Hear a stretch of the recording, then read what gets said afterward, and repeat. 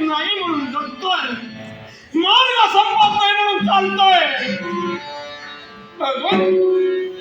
माणसाचं जीवन आहे आणि सुख दुःखाने भरवटलेलं आहे. माणसाच्या जीवनात सुख दुःख ठेवलेलं आहे. सुखाचा पार कधीही लागत नाही आणि दुःखाचा अंतही कधी होत नाही. दुःख असावं पण ते सहनशीलतेच्या पलीकडे असू नये. माणसाच्या जीवनात दुःखाला सुद्धा काहीतरी वेदांत मर्यादा हवी. पण मी तरी काय करणार? दैव गतीच्या गान गती नती मानव जाती. अरे परमेश्वराला जेवढं दुःख दिलंय तेवढं भोगायला हवं. मनोमनी क्षणोक्षण एकसारखा विचार करतोय. भगवंता तूच तर प्रत्येकाला जन्म देण्याचं कार्य केलंय.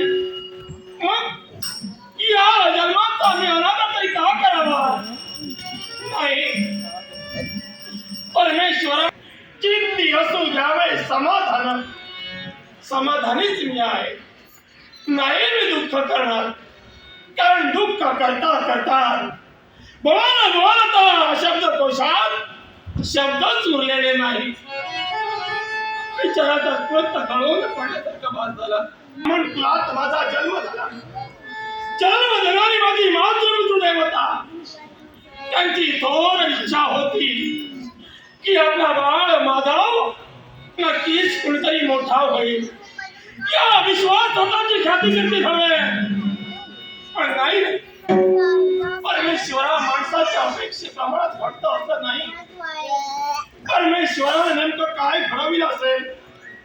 अगदी आम्ही बाळले अवस्थेत असताना आमची मातृदेवता निवड झाली.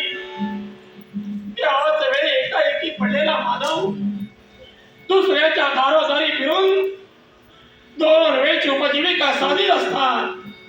तेव्हा स्वतःचं कर्तव्य परिपूर्ण करता करता म्हणता तारुण्य कंबरट्यावर आम्ही उभे राहिलो. आम्ही लग्न केलं. कालांतरानं काही दिवसानं केवळ आमची धर्मपत्नी ज्यावेळी आमच्या संसारी आली, अरे लक्ष्मीच्या सप्तपदीवरती महापुराणात प्रवेश केला. लक्ष्मीच्या पावलामध्ये तळाट होती. पण दुर्दैव होतो, काही दिवसानं तिला एक महाआजार धरावा. पण नियतीनं कर्तव्य केलं. एका युगाच्या बालकाला तिने जन्म दिला. ती माझी बाळ माधवी. ज्यावेळी माझ्या माधवीचा जन्म झाला तेव्हा मला वाटलं माझी लक्ष्मी माझ्या गृही आली आहे.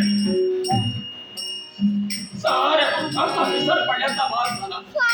पण कालांतराने एके दिवशी माझी धर्मपत्नी सुधारली. माझा एकाएकी एकटा पडला. पण स्वतःच दुःख मी बोटीलं का? परमेश्वराच्या कृपेनं एका कन्या रत्नाचा आम्हाला लाभ झालाय. त्या माझ्या बाळाचं संगोपन व्हायला हवं.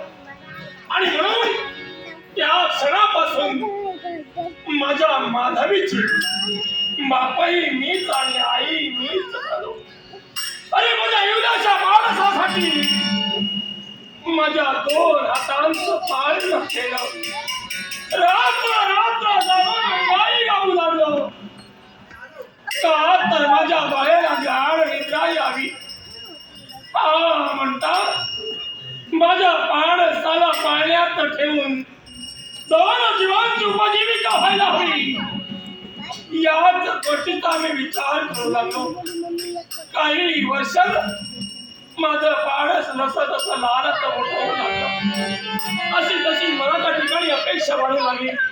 आणि त्यावेळी आम्ही ठरविलं की नाही, सगळ्याच गोष्टी रडून साध्य करता येत नाही.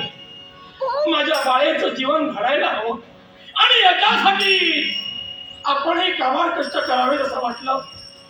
पण ज्यावेळी स्वतःचं कर्तव्य करण्यासाठी मी जात होतो तेव्हा एका मागून एक असे विचार होते. एक दिवस